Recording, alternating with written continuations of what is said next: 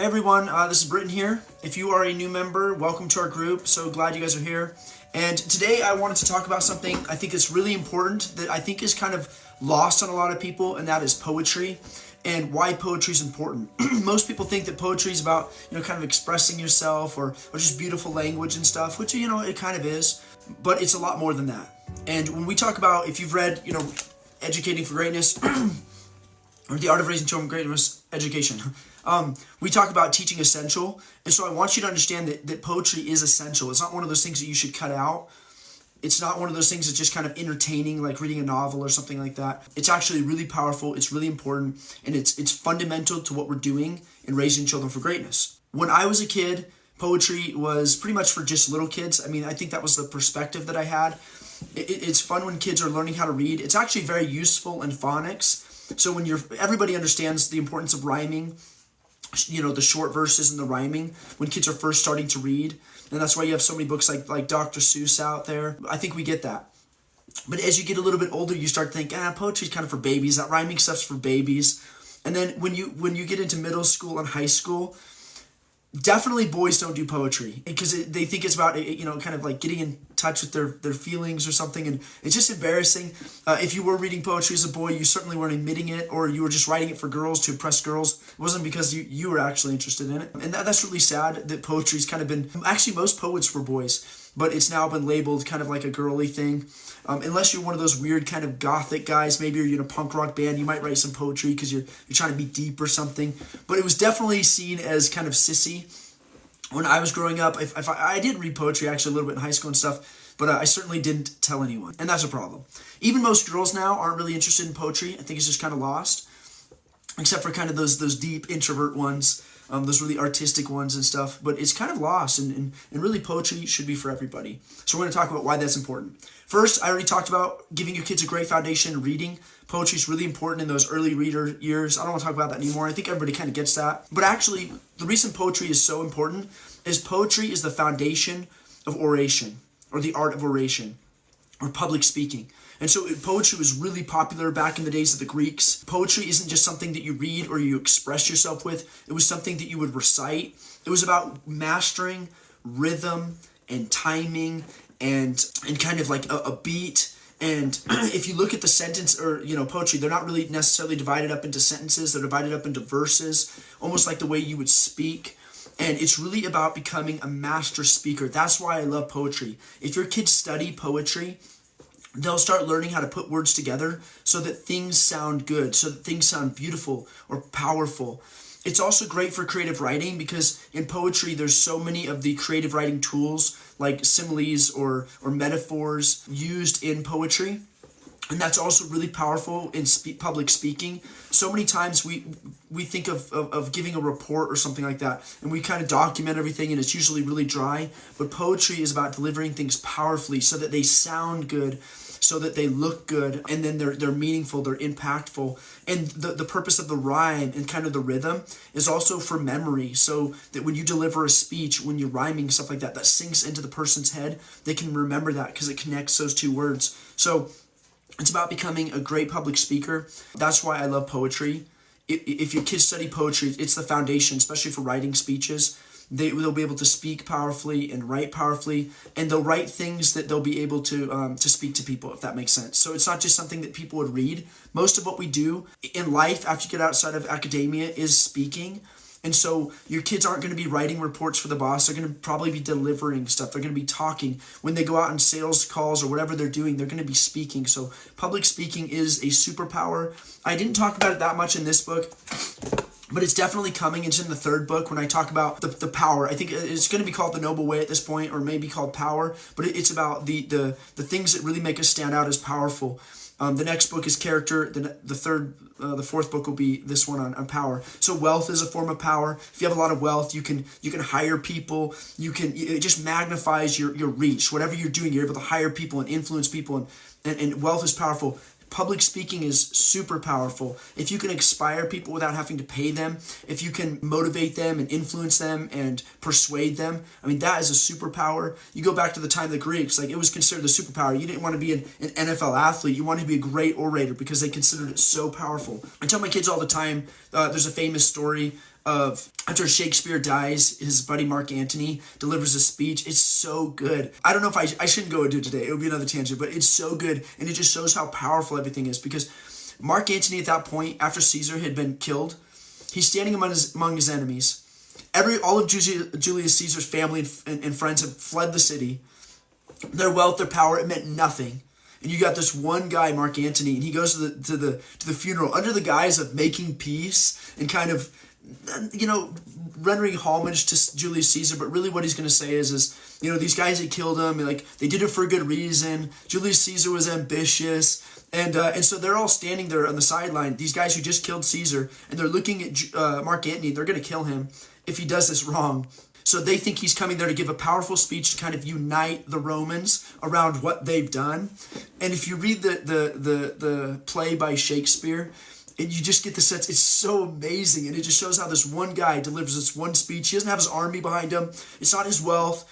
It's not his power, his position at this point. He's just one man speaking. And it shows how he turns the crowd, the mob who's really there against him, there against Caesar, to condemn Caesar. Everybody's there to condemn Caesar. And Mark Antony, his good friend, turns this crowd back. And if you know the story, the senators end up having to flee. And Mark Antony becomes almost like an emperor, sharing it with Julius Caesar's nephew. It becomes the first Caesar, or emperor. But that's irrelevant. But the point was, it's so powerful. He went out there with just his voice, and he turned the people. And so we want our kids to be able to do that, to have that powerful impact through their speech. And poetry is the foundation of that. Kids should learn how to write poetry.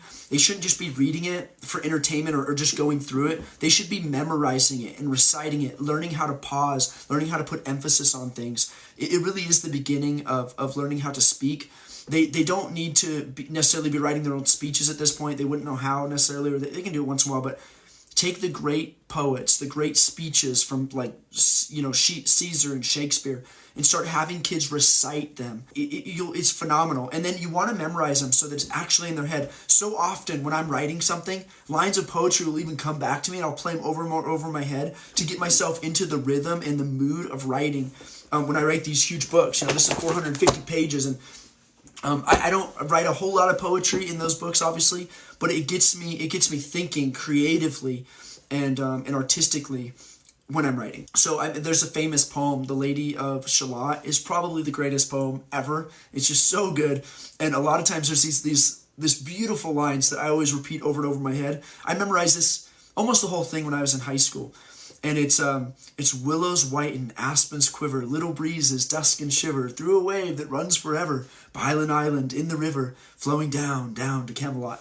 And I don't know why, but that verse just stuck with me, and I've just repeated it over and over in my head. And a lot of times when I'm trying to get inspired, sometimes I listen to music, and then sometimes those verses pop into my head, and it just helps me write, helps me speak better. What would you say the advantage of memorizing poetry versus scripture? Or I know it's probably both. I'm trying to read this question, but if you were to pick one. Okay, obviously scripture, there's a lot of poetry in scripture.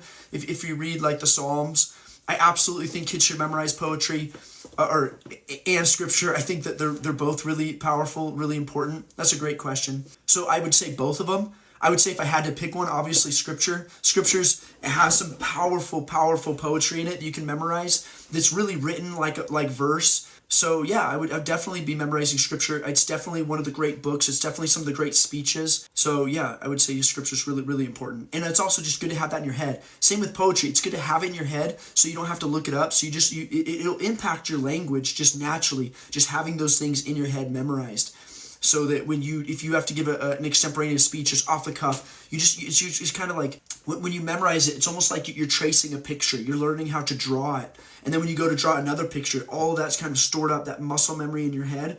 It's like, this is like tongue, speaking memory that you start to store up in your head, and it'll influence the way that you speak.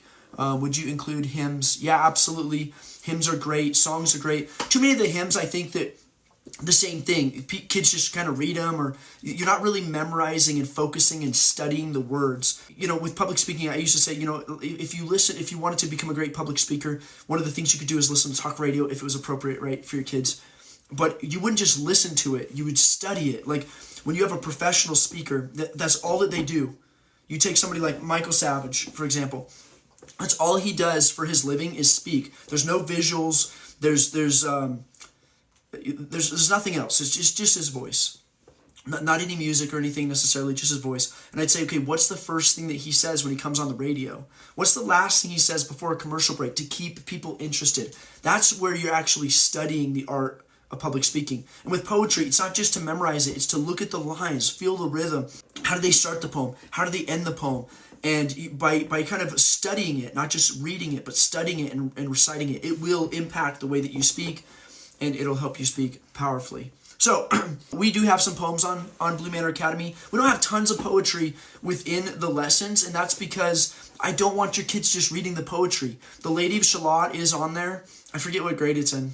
I think it's in 6th, probably. But wherever it is, I didn't have a ton of poetry in there because the point isn't to just read it and check the block, take a quiz or whatever, and move on. I really want kids to study it, and I want them to memorize it. And I figure it's going to take a while to memorize a huge poem like that, like the Lady of Shalott. We also have memorization of Bible scripture, which is, I think, really powerful. I put it in a different category than just regular poetry. But we take some of those really beautiful, those really classic verses that every kid should know, and we have kids memorizing it there. But that's why we don't have a ton of poetry within each grade level. We'll have more down below in the library if they get past that. But when you're doing that, I don't want you to just read the poem once. I want you to read it over and over, and I want kids to memorize that because it will impact their speech going forward. I promise you, it makes a difference. Okay, you kind of absorb it. It's just like drawing. You know, they have you kind of recreate the masters. I have some paintings on my wall, and a new artist, as they get better, they'll start to recreate the masters. And when you go through that, you're looking at the color scheme and the flow and the pose and the gesture, and you're studying all that. And then when you eventually you absorb that, and when you go draw, it'll come out of you in your new drawing. So it's the same with poetry. If you absorb that poetry, it will come out in your speech and in your writing, and it'll be more powerful. A lot of people have said, especially with education, revealing school is there's some artistic poetry in there for sure, like poetic language. But with education, there are some people who've just said, "Man, it was just so beautiful the way you wrote that." There's a chapter, I think it's on, I think it's called Home Education, which is a pretty dull title, but you read it and it's like some people said, "Wow, it just really impacted me. It's just so beautifully done." Well, I think that was from studying poetry. I think there's just an element of poetry to my communication. Probably not when I'm talking here, but definitely if I had memorized a speech and was delivering it, there would be that element of poetry, that element of beauty. And it's not just about relaying the information, it's really how you do it that makes it powerful. Two people can say the same thing, and one will make you yawn and go to sleep, and then the other one is just like, wow, you're on the edge of your seat. That's so good. So that's another one. The reason I was inspired to talk about poetry today was I actually wrote a poetry book for kids. And I woke up this morning. Sometimes I go and I check on Amazon. Actually, I do it every day. Sometimes I do it a lot during the day. But I look for my sales. So I went on Amazon today to see if I'd sold any books, and usually I sell, 2, 3, a good day is like 4 or 5, and all of a sudden I just had huge lines up, so something went viral. I was hoping it was education. It wasn't, but it was a really good book, and it was called Dino Hunt. Dino Hunt is on Blue Manor Academy, and people think, oh, it's an education book about dinosaurs. That's not it. That's not the purpose of Dino Hunt. Dinosaurs is one of those, if you've read education, it's one of those non-essentials. You do need to know the vocabulary of dinosaurs because it's used in everyday language. You probably need to know a little bit, but those kids who memorize like all of the details and every little aspect, if you've seen Jurassic Park, like that kid, that little boy on there who's like a walking encyclopedia of dinosaurs, that's probably unnecessary. That goes into the realm of the trivial pursuit, trivial knowledge. It's just kind of fun, interesting facts, not a part of an essential elite education. That is not what this book is. It gives you an introduction to the dinosaurs, sure. It gives you some names and some details about it. It's all backwards. It looks backwards to me, the camera. But actually, it's a poetry book. And there's a reason it's there. It's to introduce your kids to poetry. And most importantly, it's to make poetry cool for little boys. Once they get past the nursery rhymes, I mean, it's kind of babyish. Boys aren't really interested in poetry. Like I said, poetry's more for girls. It's cute. It's beautiful. And it's so important, like I said, that boys study poetry because it's essential for powerful public speaking. It shouldn't only be the girls. And I feel like so much of the poetry is absorbed naturally by the girls. They love it. My daughter's interested in poetry, and my boys are like, whatever. So every single boy on the planet, and most girls, but every single boy on the planet that I've ever met, little boy, loves dinosaurs. So I thought, man, I'm going to write a powerful, exciting, creative dinosaur poetry book to get kids pumped about reading poetry and the rhymes and all the stuff that goes in it with it. So that's why I wrote Dino Hunt. And so it is essential reading. It's not about teaching your kids dinosaurs. And it did blow up today on Amazon. So I thought, man, I want to talk about it in my dinosaur book. I illustrated this book, took a long time to do. I want to read one of the poems for you. It's a really cool one. It kind of got thrown at the end. It's actually the last poem of the book and the last poem that I did. And I just felt like it's really beautiful. And if you read the story, it's pretty cool. It's about a little boy going on a dinosaur hunt. And throughout the days, he's hunting these dinosaurs. The dinosaurs get a little bit smaller, a little more realistic. And then at the end of the day, he finally catches a dinosaur, and he's going to eat it and everything. That's in his mind. And then you kind of get this realization that it's probably not a real dinosaur hunt. It's probably a little boy imagining things. And he catches this little dinosaur, he brings it home, and he doesn't want to eat it anymore. He wants it for a pet, and his parents let him keep it as a pet. And then the last page, and this is mostly for the parents, but you see that he's holding the little dinosaur he caught, and it's actually his stuffed animal. So you realize now, and also, if you look at the front page, he's this older boy on a dinosaur hunt, because that's how little kids see themselves. They see him as bigger, larger than life. They're hunting these dinosaurs. But then as time goes on, it gets closer to bedtime, you find out he's really just this little boy. This whole dinosaur hunt has probably been his imagination. And I really wanted you to read this book as you're putting your kids to bed. And this is the final one, and you're tucking in your little kid. And this is a poem. I wrote it. It's actually written to Jonathan, my son, who just loves dinosaurs. And you're putting him to bed. So I just thought I'd read that one for you, and then we'll call it. I think we've got it. So this last poem is called Dino Dreams. Dino Dreams. Done with your chore? Time to sleep some more. Snuggle, sniffle, snore. Sleeping's not a bore, but a wonderful door to a dino land of lore, where the biggest dinosaur gives a big and mighty roar, and the screeching dragons soar over jungle rains that pour. So exciting to explore as you hunt the dinosaur. Beasts they are born with a skin of thorn, a face of horn, a neck of rail, a spine of nail, a tail to impale, and a belly made of mail. These dino dreams you adore are treasures you will store, forever a part of your little patting heart. Good night, Jonathan. We love you. So, I love that poem. It's probably my favorite poem in the book. But again, it's not about the poetry. It's really about the rhythm and learning to rhyme and to speak powerfully. And this book, like I said, was specifically written for boys, but my girls love it too. Actually, my daughter Emma, she's 9. I think she just turned 10. She's memorized half of these because she reads it to the little boys when she's teaching them sometimes. And so she's memorized a bunch of these poems. So she loves them. So it's for boys and girls. But really, it's not a dinosaur book. It's a poetry book. Poetry is powerful. It's part of elite education.